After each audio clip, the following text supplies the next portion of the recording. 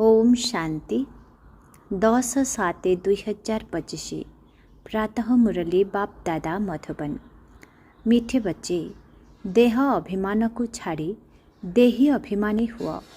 देही अभिमानी मानंकु ही ईश्वरीय संप्रदाय कुहा जाउछि।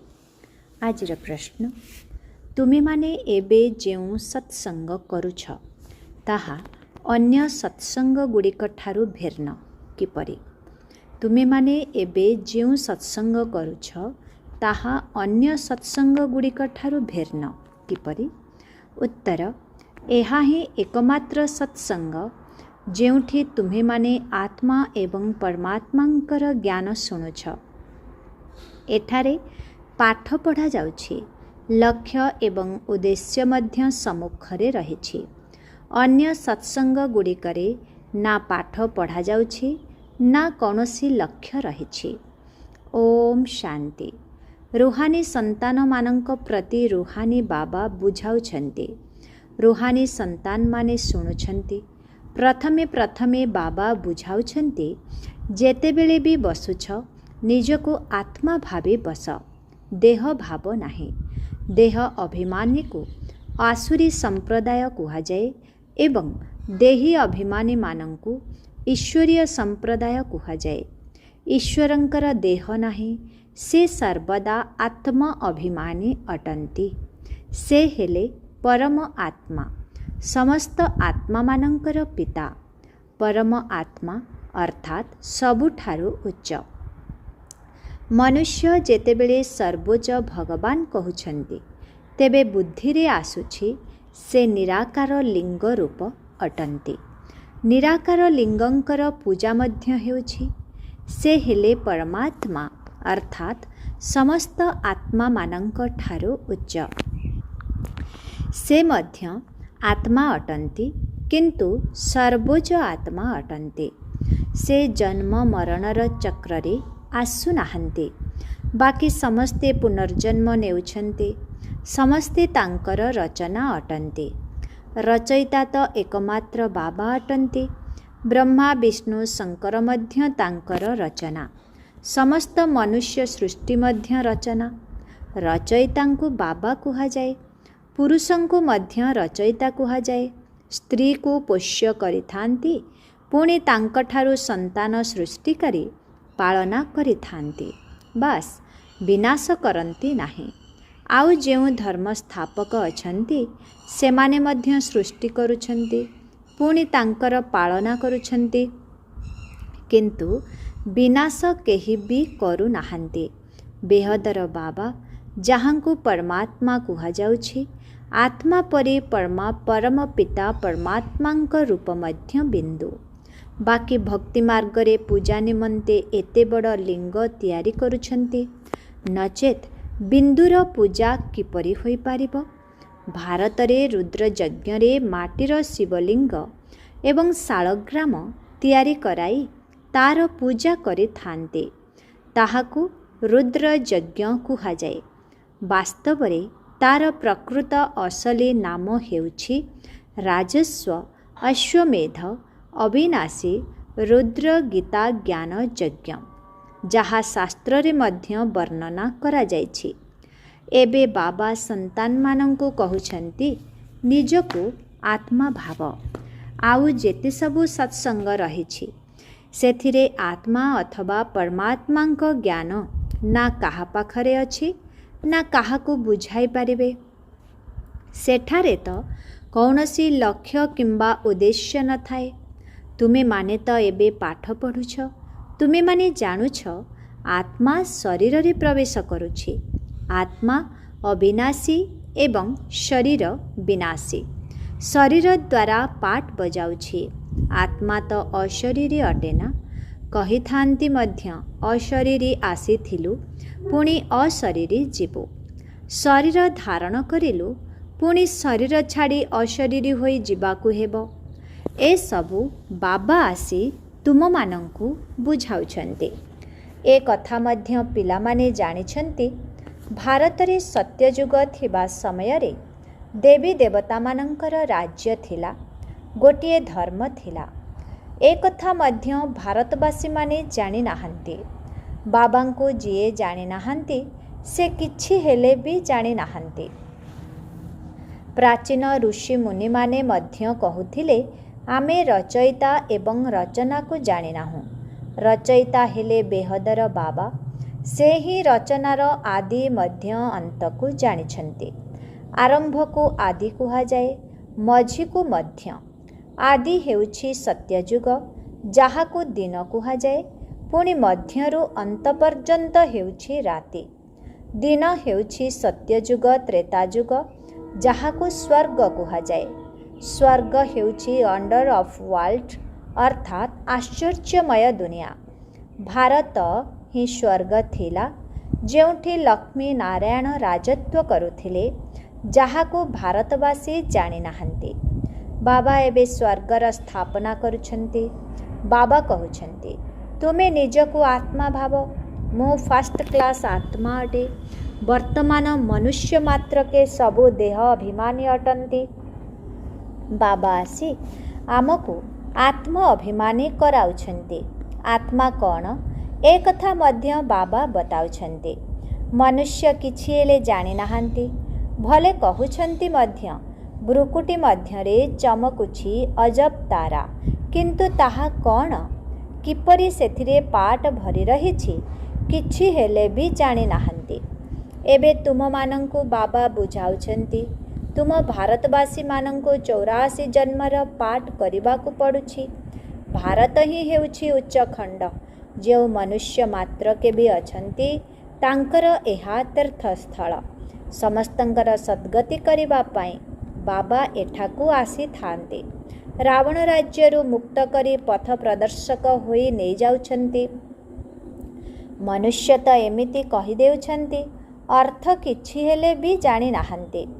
भारत रे प्रथमे देवी देवता थिले, तांकु ही पुणी पुनर्जन्म नेबाकु पड़ुछि। भारतवासी ही देवता, पुणी क्षत्रिय वैश्य शूद्र हेउछंती, पुनर्जन्म नेउछंती ना। यही ज्ञान को संपूर्ण रूपे बुझिबा पाई 7 दिन लागुछि। पतित बुद्धि को पवित्र करिबाकु हेबो। यही लक्ष्मी नारायण पवित्र दुनिया रे राजत्व करुथिले ना। तांकर ही राज्य भारत रे थिला। सेतेबेले अन्य कौनसी धर्म नथिला, गोटिए ही राज्य थिला। भारत केते साहुकार थिला। हीरा लीलार महल थिला। पुणी रावण राज्य रे पूजारी होइछंती। भक्ति मार्ग रे एही मंदिर आदि तैयारी करिछंती। सोमनाथंकर मंदिर थिला ना। तेबे गोटिए मंदिर तो नथिला। एठारे मध्य शिव मंदिर रे एते हीरा लीला थिला, जाहाकु मोहम्मद गजनी ओटरे भरी करी नहीं गला। सत्य जुगरे एते धन संपत्ति थिला जे ओट कौन, केही लक्ष लक्ष ओट आनिले मध्य सबु नहीं पारिबे नाही। सत्य जुगरे सुना हीरा लीलार तो अनेक महल थिला। मोहम्मद गजनी तो एबे आसीछि। द्वापर रे मध्य केते महल आदि हेउछि। ताहा पुणी भूमिकंपरे माटी तले दबी जाउछि। रावणर तो कौनसी सुनार लंका नथिला। रावण राज्य रे तो भारतर एपरी अवस्था होई जाइछि। 100 शतकड़ा अधर्मी, असत्य, धनहीन, पतित, विकारी। नुआ दुनिया को निर्विकारी दुनिया कुहा जाए। भारत शिवालय थिला, जहाको वंडर ऑफ वर्ल्ड आश्चर्यमय दुनिया कुहा जाए। सेठारे बहुत कम मनुष्य थिले। एबे तो कोटि कोटि मनुष्य अछंती। तेबे विचार करिबा दरकार ना। एबे तुम संतान मानंक पाए एहा हेउछि पुरुषोत्तम संगम जुग। जेबे बाबा आसी तुमको पुरुषोत्तम पारस बुद्धि कराउछंती। बाबा मनुष्यरु देवता हेबा पाई तुमको सुमत देउछंती। बाबांक मत निमंते ही गायन करा जाउछि तुमर गति मति न्यारा। एहार अर्थ मध्य केही जानी नाहंती। बाबा बुझाउछंती मु एपरी श्रेष्ठ मत देउछि जहा फलरे तुमे माने देवता होई जाउछ। एबे कलिजुग पूरा हेउछि। पुराना दुनियार विनाश सम्मुखरे रहिछि। मनुष्य बिल्कुल घोर अंधकार रे कुंभकर्ण निद्रा रे सोई रहिछंती। କାହିଁକି ନା କହୁଛନ୍ତି ଶାସ୍ତ୍ରରେ ଲେଖାଯାଇଛି କଳିଯୁଗ ତ ଏବେ ଛୋଟ ପିଲା, ବିନାଶ ହେବା ପାଇଁ ଆହୁରି 40,000 ବର୍ଷ ରହିଛି। 84 ଲକ୍ଷ ଯୋନି ବୁଝିଥିବା କାରଣରୁ କଳ୍ପର ଆୟୁ ମଧ୍ୟ ଲମ୍ବା ଚଉଡ଼ା କରିଦେଇଛନ୍ତି। ବାସ୍ତବରେ ହେଉଛି 5,000 ବର୍ଷ। ବାବା ବୁଝାଉଛନ୍ତି ତୁମେମାନେ 84 ଜନ୍ମ ନେଉଛ, 84 ଲକ୍ଷ ନୁହେଁ। ବେହଦର ବାବା ତ ଏହି ସମସ୍ତ ଶାସ୍ତ୍ର ଆଦିକୁ ଜାଣିଛନ୍ତି। ସେଥିପାଇଁ ତ କହୁଛନ୍ତି ଏସବୁ ହେଉଛି ଭକ୍ତି ମାର୍ଗର, ଯାହା ଅଧା କଳ୍ପ ଚାଲୁଛି। ଏହାଦ୍ୱାରା କେହି ମୋତେ ପାଇପାରି ନାହାନ୍ତି। ଏହା ମଧ୍ୟ ବିଚାର କରିବାର କଥା, ଯଦି କଳ୍ପର ଆୟୁଷ ଲକ୍ଷ ଲକ୍ଷ ବର୍ଷ ହେବ, ତେବେ ତ ଲୋକସଂଖ୍ୟା ବହୁତ ହେବା ଦରକାର। ଯେବେକି ଖ୍ରୀଷ୍ଟିଆନମାନଙ୍କର ସଂଖ୍ୟା 2,000 ବର୍ଷରେ ଏତେ ହୋଇଯାଇଛି। ଭାରତର ଅସଲ ଧର୍ମ ଦେବୀ ଦେବତା ଧର୍ମ ଅଟେ, ତାହା ରହିବା ଦରକାର। କିନ୍ତୁ ଆଦି ସନାତନ ଦେବୀ ଦେବତା ଧର୍ମକୁ ଭୁଲି ଯାଇଥିବା କାରଣରୁ ନିଜକୁ ହିନ୍ଦୁ ଧର୍ମର କହିଦେଉଛନ୍ତି। ବାସ୍ତବରେ ହିନ୍ଦୁ ବୋଲି ଧର୍ମ କିଛି ନାହିଁ। ଭାରତ କେତେ ଶ୍ରେଷ୍ଠ ଥିଲା। ଆଦି ସନାତନ ଦେବୀ ଦେବତା ଧର୍ମ ଥିବା ସମୟରେ ତାହା ବିଷ୍ଣୁପୁରୀ ଥିଲା, ଏବେ ରାବଣପୁରୀ ହୋଇଯାଇଛି। ସେହି ଦେବୀ ଦେବତାମାନେ 84 ଜନ୍ମ ପରେ କ'ଣ ହୋଇଯାଇଛନ୍ତି? ଦେବତାମାନଙ୍କୁ ନିର୍ବିକାରୀ ଆଉ ନିଜକୁ ବିକାରୀ ଭାବି ତାଙ୍କର ପୂଜା କରୁଛନ୍ତି। ସତ୍ୟ ଯୁଗରେ ଭାରତ ନିର୍ବିକାରୀ ଥିଲା, ନୂଆ ଦୁନିଆ ଥିଲା, ଯାହାକୁ ନୂଆ ଭାରତ କୁହାଯାଏ। ଏହା ହେଉଛି ପୁରୁଣା ଭାରତ। ନୂଆ ଭାରତ କ'ଣ ଥିଲା, ପୁରୁଣା ଭାରତ କ'ଣ ହୋଇଯାଇଛି? ନୂଆ ଦୁନିଆରେ ଭାରତ ହିଁ ନୂଆ ଥିଲା, ଏବେ ପୁରୁଣା ଦୁନିଆରେ ଭାରତ ମଧ୍ୟ ପୁରୁଣା ହୋଇଯାଇଛି। ତା'ର କ'ଣ ଗତି ହୋଇଗଲାଣି? ଭାରତ ହିଁ ସ୍ୱର୍ଗ ଥିଲା, ଏବେ ନର୍କ ହୋଇଯାଇଛି। ଭାରତ ହିଁ ସବୁଠାରୁ ସାହୁକାର ଥିଲା, ଭାରତ ହିଁ ସବୁଠାରୁ କାଙ୍ଗାଳ ହୋଇଯାଇଛି। ସମସ୍ତଙ୍କଠାରୁ ଭିକ ମାଗୁଛି, ପ୍ରଜାଙ୍କଠାରୁ ମଧ୍ୟ ଭିକ ମାଗୁଛି। ଏହା ତ ବୁଝିବାର କଥା। ଆଜିର ଦେହ ଅଭିମାନୀ ମନୁଷ୍ୟମାନଙ୍କୁ ଅଳ୍ପ କିଛି ପଇସା ମିଳିଗଲେ ଭାବୁଛନ୍ତି ଆମେ ତ ସ୍ୱର୍ଗରେ ବସିଛୁ। ସୁଖଧାମକୁ ବା ସ୍ୱର୍ଗକୁ ବିଲକୁଲ ଜାଣିନାହାନ୍ତି, କାହିଁକିନା ପଥର ବୁଦ୍ଧି ଅଟନ୍ତି। ଏବେ ତାଙ୍କୁ ପାରସ ବୁଦ୍ଧି କରାଇବା ପାଇଁ 7 ଦିନର ଭଟିରେ ବସାଅ, କାହିଁକିନା ପତିତ ଅଟନ୍ତି ନା। ପତିତମାନଙ୍କୁ ତ ଏଠାରେ ବସାଇ ପାରିବ ନାହିଁ, ଏଠାରେ ପବିତ୍ର ହିଁ ରହିପାରିବେ। ପତିତମାନଙ୍କୁ ଅନୁମତି ଦିଆଯାଇପାରିବ ନାହିଁ। ତୁମେମାନେ ଏବେ ପୁରୁଷୋତ୍ତମ ସଙ୍ଗମ ଯୁଗରେ ଅଛ। ଜାଣୁଛ ବାବା ଆମକୁ ଏପରି ପୁରୁଷୋତ୍ତମ କରାଉଛନ୍ତି। ଏହା ହେଉଛି ସତ୍ୟନାରାୟଣଙ୍କର କଥା। ସତ୍ୟ ବାବା ତୁମମାନଙ୍କୁ ନରରୁ ନାରାୟଣ ହେବା ପାଇଁ ରାଜଯୋଗ ଶିଖାଉଛନ୍ତି। ଜ୍ଞାନ କେବଳ ଏକମାତ୍ର ବାବାଙ୍କ ପାଖରେ ଅଛି, ଯାହାଙ୍କୁ ଜ୍ଞାନର ସାଗର କୁହାଯାଉଛି। ଶାନ୍ତିର ସାଗର, ପବିତ୍ରତାର ସାଗର, ଏହା ସେହି ଜଣକର ହିଁ ମହିମା ଅଟେ। ଦ୍ୱିତୀୟ କାହାର ମହିମା ହୋଇପାରିବ ନାହିଁ। ଦେବତାମାନଙ୍କର ମହିମା ଅଲଗା, ପରମପିତା ପରମାତ୍ମା ଶିବଙ୍କର ମହିମା ଅଲଗା। ସେ ହେଲେ ପିତା, ଶ୍ରୀକୃଷ୍ଣ ହେଉଛନ୍ତି ଦେବତା। ସୂର୍ଯ୍ୟବଂଶୀରୁ ଚନ୍ଦ୍ରବଂଶୀ ତଥା ବୈଶ୍ୟବଂଶୀ ମନୁଷ୍ୟ ଆମେମାନେ ହିଁ ସେହି। ଏହାର ଅର୍ଥକୁ ବୁଝୁନାହାନ୍ତି। ଆମେ ଆତ୍ମା ହିଁ ପରମାତ୍ମା ବୋଲି କହିଦେଉଛନ୍ତି, କିନ୍ତୁ ଏହା ତ ଭୁଲ କଥା। ଏବେ ତୁମେମାନେ ବୁଝାଉଛ ଯେ ଭାରତର ଆରୋହଣ ଏବଂ ଅବରୋହଣ କଳା କିପରି ହେଉଛି। ଏହା ହେଉଛି ଜ୍ଞାନ, ସେ ସବୁ ହେଉଛି ଭକ୍ତି। ସତ୍ୟ ଯୁଗରେ ସମସ୍ତେ ପବିତ୍ର ଥିଲେ। ରାଜା ରାଣୀଙ୍କର ରାଜ୍ୟ ଚାଲୁଥିଲା। ସେଠାରେ ମନ୍ତ୍ରୀ ବା ପରାମର୍ଶଦାତା ମଧ୍ୟ ନଥାନ୍ତି, କାହିଁକିନା ରାଜା ରାଣୀ ନିଜେ ହିଁ ମାଲିକ ଅଟନ୍ତି। ବାବାଙ୍କଠାରୁ ବର୍ଷା ନେଇଛନ୍ତି, ତାଙ୍କ ପାଖରେ ବୁଦ୍ଧି ଅଛି। ଲକ୍ଷ୍ମୀ ନାରାୟଣଙ୍କୁ କାହାର ରାୟ ନେବାର ଆବଶ୍ୟକତା ନାହିଁ। ସେଠାରେ ମନ୍ତ୍ରୀ ରହିବେ ନାହିଁ। ଭାରତ ପରି ପବିତ୍ର ଦେଶ ଆଉ କେଉଁ ଦେଶ ନଥିଲା। ଭାରତ ମହାନ ପବିତ୍ର ଦେଶ ଥିଲା, ନାମ ହିଁ ଥିଲା ସ୍ୱର୍ଗ। ଏବେ ନର୍କ ହୋଇଯାଇଛି। ନର୍କର ପୁଣି ସ୍ୱର୍ଗ ବାବା ହିଁ କରାଇବେ। ଆଚ୍ଛା, ମିଠେ ମିଠେ ଶିଖିଲ ଯେ ସନ୍ତାନମାନଙ୍କ ପ୍ରତି ମାତ ପିତା ବାପ ଦାଦାଙ୍କର मधुर स्नेह संपन्न शुभेच्छा एवं सुप्रभात। आत्मिक पितांकर आत्मिक संतान मानंकु नमस्ते। आत्मिक संतान मानंकर आत्मिक पितांकु ओम शांति। Good morning. नमस्ते नमस्ते नमस्ते नमस्ते नमस्ते। शुक्रिया बाबा शुक्रिया। ओम शांति। धारणा पाई मुख्य सार 1 नंबर। एकमात्र बाबांकर सुमतरे चाली मनुष्यरु देवता हेबाकु पड़िबो। यही सुखदायी संगम जुगरे स्वयं को पुरुषोत्तम पारस बुद्धि करबाकु हेबो।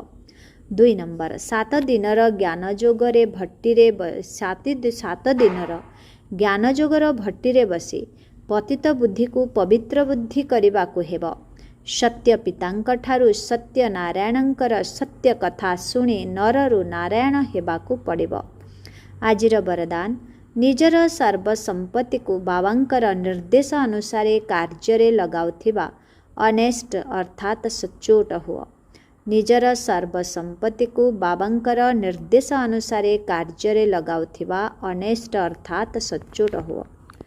अनेस्ट अर्थात सच्चोट तांकु कुहा जाए जेउमाने बाबांक ठारु प्राप्त हेउथिबा समस्त संपत्ति को बाबांकर निर्देश बिना कौनसी भी कार्य लगांती नाही। जदि समय बाणी कर्म निश्वास बा संकल्प रूपी संपत्ति को परमतरे बा संगदोषरे आसी व्यर्थरे नष्ट करुछ, स्वचिंतन करिबा परिवर्ते परचिंतन करुछ, स्वमानरे रहिबा परिवर्ते कौनसी प्रकारर अभिमानरे आसुछ, श्रीमत परिवर्ते मनमत आधाररे चालुछ, तेबे तुमको अनेस्ट कुहाजिबो नाही। कारण यही समस्त संपत्ति तुमको विश्व कल्याण कार्य लगाइबा पाई ही मिलिछि। तेणु केवल सेही कार्य लगाइबा ही सच्चोट हेबा। आजिर स्लोगन। विरोध आचरण माया सहित करिवार अछि, दैवी परिवार सहित नुहे। विरोध आचरण माया सहित करिवार अछि, दैवी परिवार सहित नुहे। अव्यक्त इशारा। संकल्प शक्ति को जमा करी श्रेष्ठ सेवार निमित्त हुआ। विश्वर सर्व आत्मा माने गोटिए ही विशाल परिवारर सदस्य अटंती। निजर परिवारर कौनसी भी आत्मा वरदानरु वंचित न रुहंतु। यही भली उमंग उत्साह भरा श्रेष्ठ संकल्प सर्वदा तुम हृदय विराजमान करू। केवल निजर कर्मधंदारे ही सर्वदा व्यस्त रुह नाही। सृष्टि रूपी विशाल मंच उपरे स्थित रही बेहद विश्वर आत्मा मानंकर सेवा करिवार श्रेष्ठ संकल्प कर। एहा ही सफलतार सहज साधन अटे। ओम शांति।